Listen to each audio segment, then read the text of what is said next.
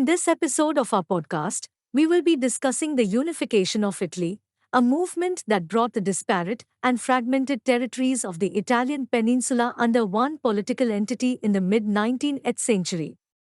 The unification of Italy is a crucial chapter in the history of Europe and has far-reaching impacts even today. So let's start with what were the causes of Italian unification. The ideas of the French Revolution, which spread across Europe and inspired a new generation of intellectuals and political activists, played a significant role in sparking the Italian unification movement. The ideals of liberty, equality, and fraternity resonated with the Italian people and fueled the desire for a unified nation. The economic, political, and cultural divisions among the various states of Italy, along with the domination of the peninsula by foreign powers, created a strong sense of nationalism and the desire for a united Italy. The rise of a new, educated and politically conscious middle class, which included merchants, industrialists, and intellectuals, also contributed to the growth of the Italian unification movement. They were eager to see their country become a modern, industrialized nation that could compete with the other great powers of Europe. The influence of the Enlightenment, with its emphasis on reason, individual rights, and freedom, also fueled the Italian unification movement. Intellectuals such as Alessandro Manzoni and Giuseppe Garibaldi spread the ideas of the Enlightenment and helped to create a sense of national identity and purpose. The Napoleonic era of Italy also played a significant role in shaping the history of Italy and its eventual unification. Italy was then divided into several small kingdoms, principalities, and city-states.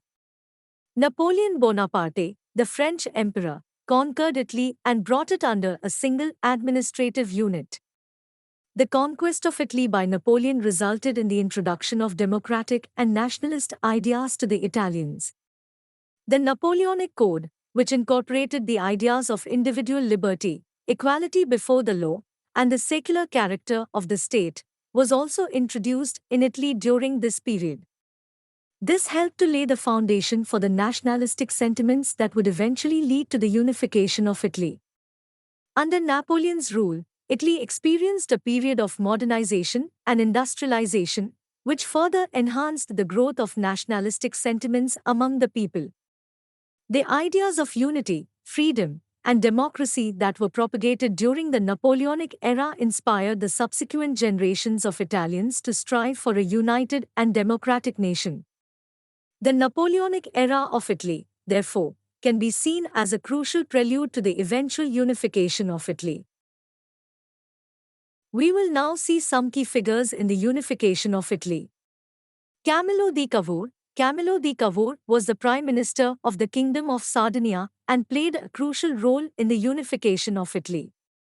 He was a moderate liberal who believed in constitutional government and free trade.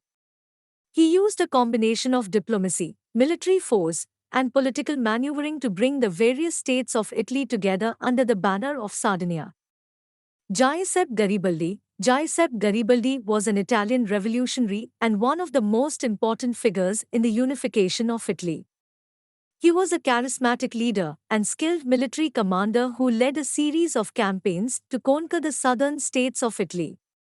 He was a passionate advocate for Italian unity and independence, and his military successes helped to bring the various states of Italy together under one flag. Victor Emmanuel II. Victor Emmanuel II was the king of Sardinia and later the first king of a united Italy.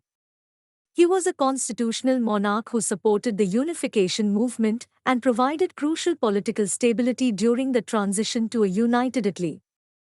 That's all for part 1 on this topic. See you in part 2.